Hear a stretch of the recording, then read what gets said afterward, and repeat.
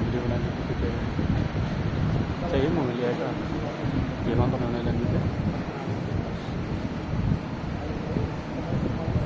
है भीड़ बगुलों की जहां पर हंस बौने हो गए, है भीड़ बगुलों की जहां पर हंस बौने हो गए, गीदड़ों के सामने अब सिंह सोने हो गए।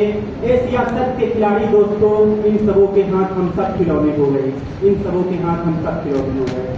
सदन की गरिमा में उपस्थिति को प्रणाम करते हुए मैं मां भगवती को नमन करता हूं और यहाँ पर उपस्थित युवा शक्तियों को बारंबार प्रणाम करता हूं।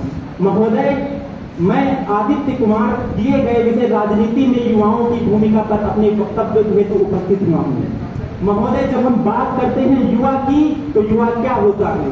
युवा अर्थात यु का अर्थ होता है युग और वा का अर्थ होता है वाहक, यानी कि जो अपने युग का वाहक होता है वो होता है युवा। और युवा के पास में एक ऐसी सकारात्मक ऊर्जा है कि जो हमारे देश में किसी भी काम में लगाई जाए तो वह निश्चित ही विकास में लगाई जाएगी। तो निश्चित ही भारत में किसी भी क्षेत्र में तो वह बात है कि राजनीति की, तो आप राजनीति किसे मानते हैं कि जब आप कुर्ता पैजामा पहन करके चुनाव लड़ेंगे तो वह राजनीति है? नहीं, मैं आपको इस दिग्भ्रम से बाहर निकालना चाहता हूं। यदि आप समसामयिक मुद्दों पर आंदोलनरत हैं तो आप एक राजनीति के सजग प्रहरी हैं। और अगर आप हमारी राजनीति में कहा जाता है कि युवाओं के पास अनुभव की कमी होती है, इसलिए हम उन्हें कोई बड़ी जिम्मेदारी नहीं दे सकते, तो मैं आपको प्राचीन काल से आधुनिक काल तक के उदाहरण दे सकता हूं।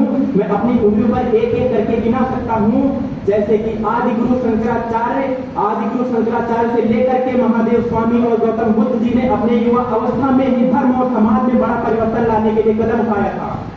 और यदि मैं बात करूं आधुनिक काल में टीपू सुल्तान, महारानी लक्ष्मीबाई, तात्या टोपे, खुदीराम बोस, चंद्रशेखर आजाद और मंगल पांडे जैसे क्रांतिकारियों की, तो इन्होंने हंसते हंसते फांसी के फंदे को चूम लिया था और भारत की आजादी में अपना अहम योगदान दिया था।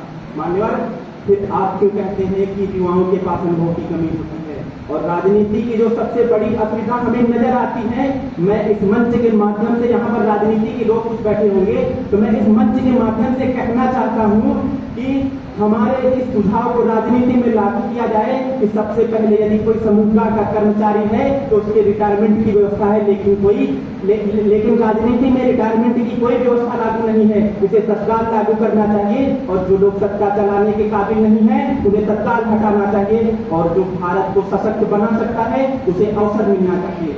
मान्यवर, आज भारत का युवा ऊंचाइयों को छूना चाहता है, लेकिन वह भूल रहा है कि वह उन ऊंचाइयों को छूने के लिए अपनी जड़ें काट रहा है। भारत का युवा एक नई युवा